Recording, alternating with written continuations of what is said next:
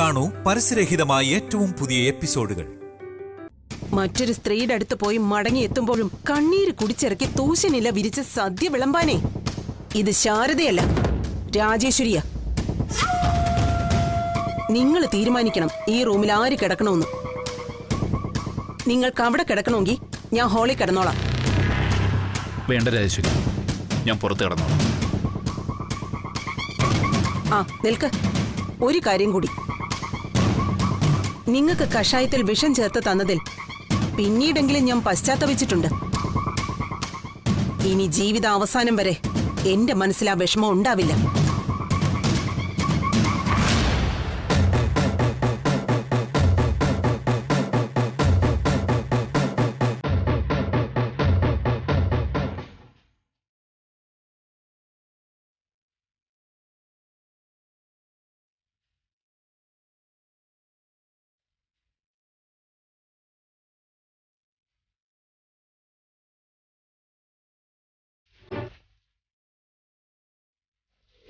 ജീവിതത്തിൽ ആദ്യമായിട്ട് നീ ഒരു നല്ല കാര്യം ചെയ്തു.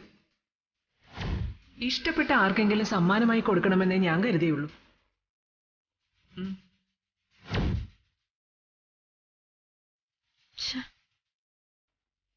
ഭാമാന്റിക്ക് അവളോട് ഇഷ്ടം തോന്നി തുടങ്ങിയല്ലോ. ഇങ്ങനെ പോയാൽ ശരിയാവില്ല. അത് പൊളിച്ചേ പറ്റൂ. എന്തോ ഒരു വഴി.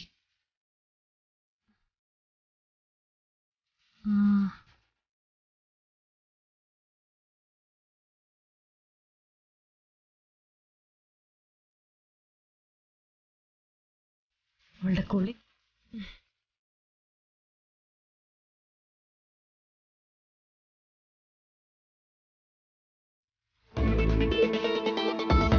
ശാലിനി, നീ നല്ല ഭംഗിയായിട്ട് കുളിക്ക്.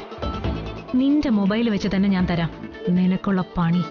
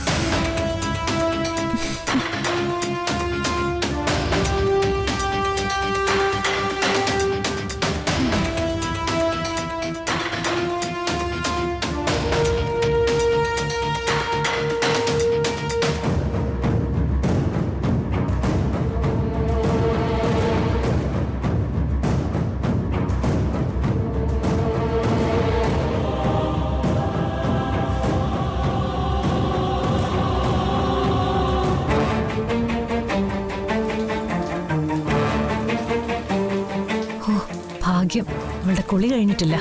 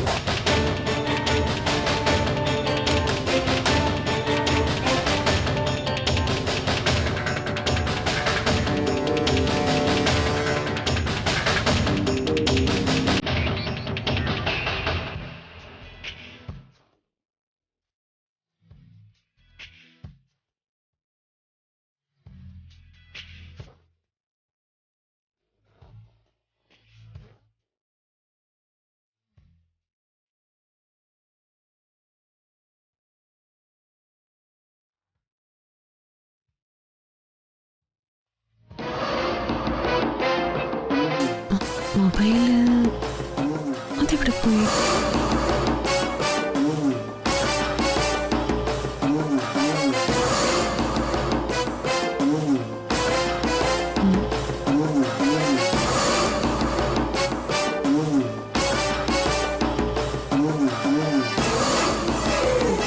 സുസ്മിതേ, സുസ്മിതേ, സുസ്മിതേ,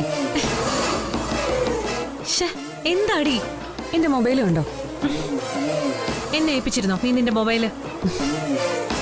ഇതിനാണോ നീ എന്നെ ഉറക്കത്തിന്ന് വിളിച്ചെണീപ്പിച്ചേ? ഞാൻ കണ്ടോന്ന് ചോദിച്ചല്ലേ ഉള്ളൂ. ഞാൻ കണ്ടില്ല, കാണാൻ താല്പര്യവും ഇല്ല. സമാധാനമായിട്ടൊന്ന് ഉറങ്ങിക്കോട്ടെ മനുഷ്യൻ. ഇനി ഞാൻ സത്യാമ്മയ്ക്ക് ചായ കൊടുക്കാൻ പോയപ്പോ അവിടെങ്ങാനും അവിടുന്ന് ഞാൻ കൊണ്ടുവന്നതാണല്ലോ. എന്നാലൊന്ന് നോക്കളെ.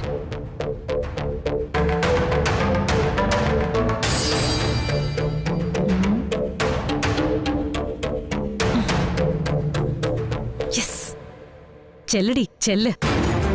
നിനക്കൊരു കൊടുങ്ങല്ലൂർ ഭരണി റെഡിയാക്കി തരായി സുസ്മിത.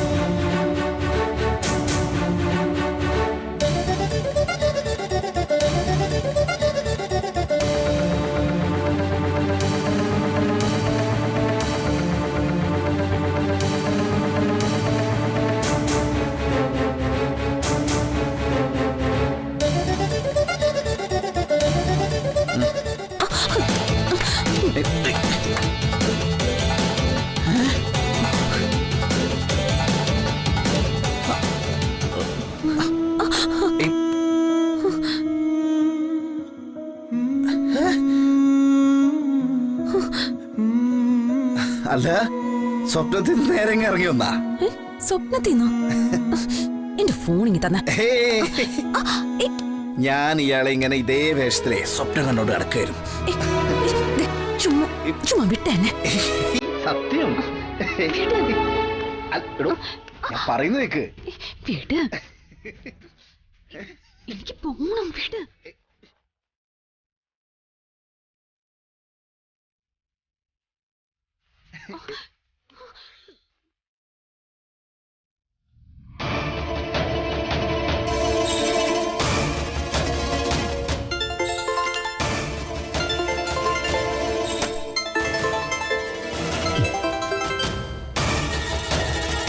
എന്താ മോളെ? ആന്റി ആന്റി ഒന്ന് റൂമിന് വെളിയിലേക്ക് വരുമോ? എന്തിന്? ഒന്ന് പെട്ടെന്ന് വാ ആന്റി. നീ കാര്യം പറ സുസ്മിത. ആന്റി, വീട്ടിനുള്ളിൽ 2 കള്ളന്മാര്. കള്ളന്മാരോ? ആ അതെ ആന്റി, ഇപ്പൊ ഇറങ്ങി വന്നാ കൈയോടെ പിടിക്കാം. 2 ആള് ഹാളിലുണ്ട്. വരും. വിട്. എന്താ എന്താ ഫാമേ? ഒന്നുമില്ല, രാഘവേട്ടൻ കിടന്നു.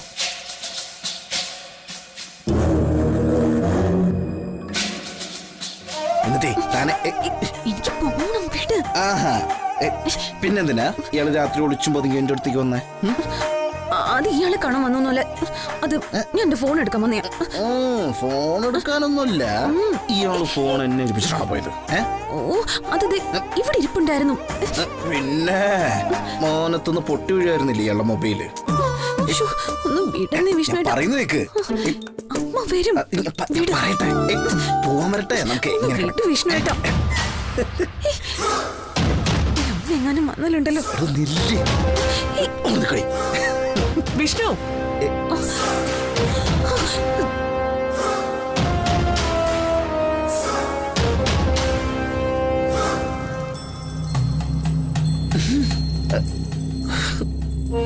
അമ്മ,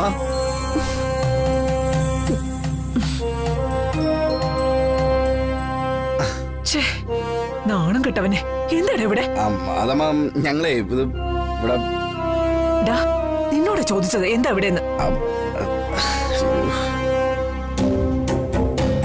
സത്യാമ്മ, അത് എന്റെ മൊബൈല് അതിവിടെ. മൊബൈലോ? ഏയ്, മനുഷ്യനെ വിശ്വസിക്കാൻ പറ്റുന്ന എന്തെങ്കിലും ഒഴിവ് പറയടി. അല്ല, ഒഴിവ് കഴിവൊന്നും ഉണ്ടാവില്ല ആന്റി. എന്നും ഇതിനൊക്കെ എന്ത് ന്യായം കണ്ടെത്താനാ? എന്നോ തൊഴുത്ത് മാറ്റി കെട്ടിയതുകൊണ്ട് ഒരു കാര്യമില്ല ആന്റി. അസുഖം കൂടുതലുള്ള പശു കയറ് പൊട്ടിക്കും.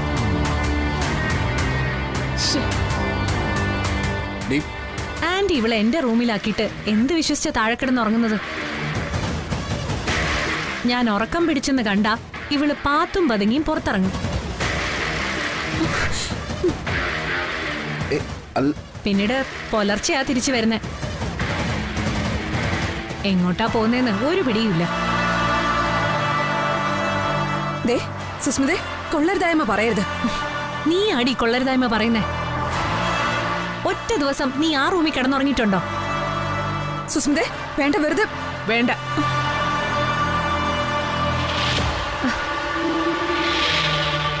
എന്നിട്ട് നീ ഇതുവരെ എന്നോട് എന്തുകൊണ്ട് ഇക്കാര്യം പറഞ്ഞില്ല? ഓ, നമ്മള് പറഞ്ഞ ആര് വിശ്വസിക്കാൻ? നമ്മളിപ്പോ ഔട്ട്സൈഡർ അല്ലേ. ആന്റിക്ക് മറ്റു പലരെയുമായി ഇപ്പൊ വിശ്വാസം.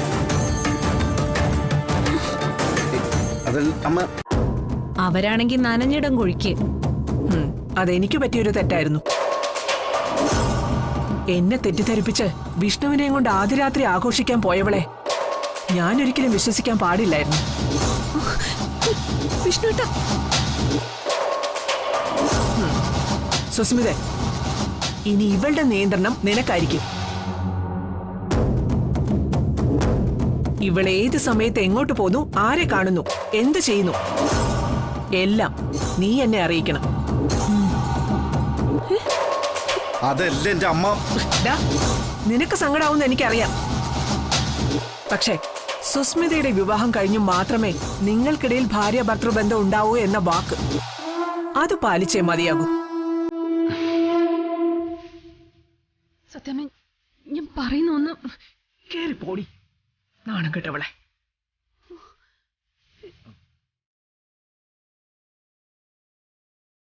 എടി കേറി പോവാ.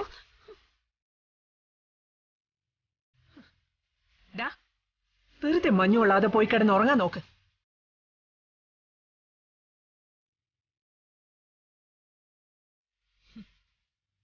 പോടി.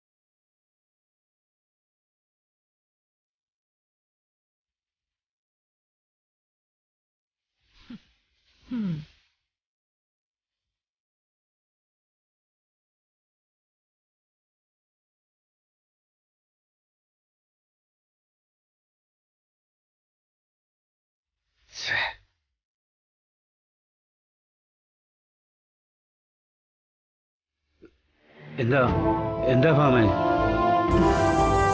ഒരു ഭൂലോക കള്ളിയെ കയ്യോടെ പിടിച്ചു രാഘവേട്ട. കുറച്ചു സമയത്തേക്കാണെങ്കിലും ഞാൻ അവളെ അങ്ങ് വിശ്വസിച്ചു. പക്ഷേ അവളെന്നെ ചതിക്കുകയായിരുന്നു. ആ വിശ്വാസഗോപുരം തകർന്നത്. ജീവിതത്തിൽ ഇനി ഒരിക്കലും വിശ്വസിക്കില്ല അവളെ ഞാൻ.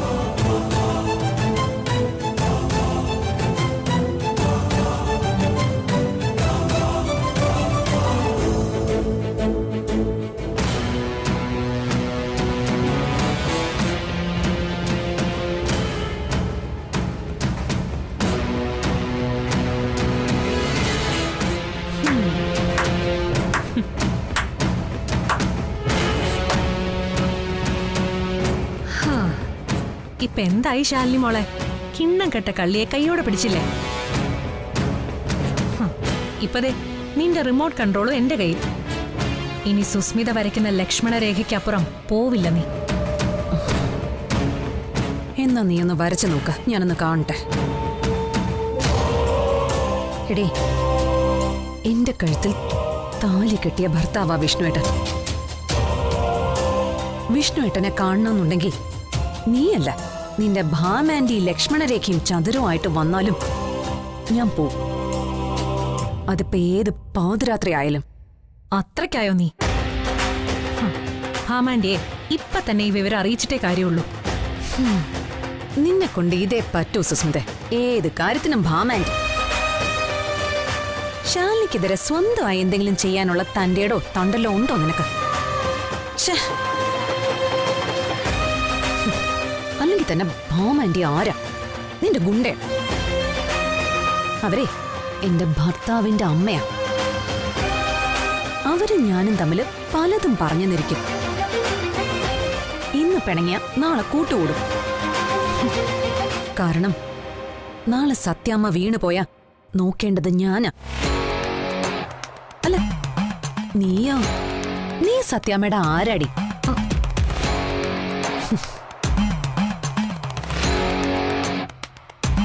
ആരുമല്ല, അതാണ് സത്യം. കേവലം ഒരു കൂട്ടുകാരിയുടെ മോൾ. നീ തന്നെ പറഞ്ഞതുപോലെ ഒരു ഔട്ട്സൈഡർ. ഒരു അഭിപ്രായ വ്യത്യാസം ഉണ്ടായ പെട്ടിയും പ്രമാണം എടുത്ത് ആ നിമിഷം ഇവിടുന്ന് ഇറങ്ങേണ്ടവൻ.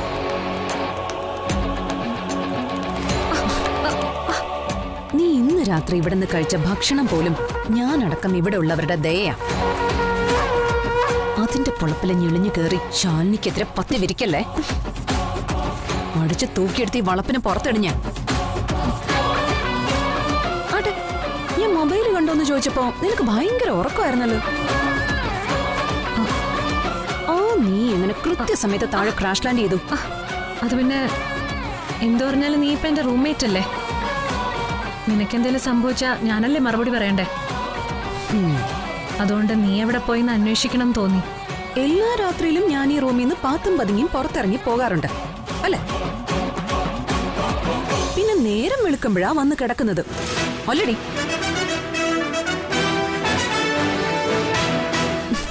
ചോദിക്കുന്നതിന് മറുപടി പറഞ്ഞോണം. നോണ പറഞ്ഞ അടിച്ചു നിന്റെ കർണം പൊളിക്കും. ഒരു ഭാമാൻഡി എന്നോട് ചോദിക്കാൻ വരില്ല. എന്താടി നിന്റെ നാവ് ഇറങ്ങിപ്പോയോ? പറയടി. എന്താ ഞാൻ പറയണ്ടേ? ഞാൻ ഈ റൂമിൽ നിന്ന് ഇറങ്ങിപ്പോന്നത് നീ കണ്ടിട്ടുണ്ടോന്ന് ഒരു രാത്രിയെങ്കിലും? അത് പിന്നെ നിനക്ക് കാവലിരിക്കലാണോ എന്റെ ജോലി? ഞാനതൊന്നും നോക്കാറില്ല. നിക്ക്. നേരത്തെ നീ പറഞ്ഞു റൂംമേറ്റിന്റെ ഉത്തരവാദിത്വം ഉണ്ടെന്ന്. ഇപ്പൊ പറയുന്നു കാവലിരിക്കുന്നത് നിന്റെ പണിയല്ലാന്ന്. ഇനി ഞാൻ പറയാം. റൂംമേറ്റെന്നോ കൊടച്ചക്രമെന്നോ പറഞ്ഞ് മേലാൽ എന്റെ കാര്യങ്ങളിൽ തലയിടാൻ വന്ന സത്യമായിട്ടും നിന്റെ ഈ പിത്ത കവിളി ഞാൻ ഓടിച്ച് പൊട്ടിക്കും. മര്യാദയ്ക്ക് ഈ റൂമിന്റെ കോണിലെങ്ങാനും ചുരുണ്ട് കൂടിക്കോണം. പോയി കിടന്നു ഉറങ്ങടി. ഇവള് പറഞ്ഞ ചിലപ്പോ പറഞ്ഞതുപോലെ ചെയ്യും. കിടന്നേക്കാം. ഇനി എന്താ ആലോചിക്കുന്നേ? ഒന്നുമില്ല.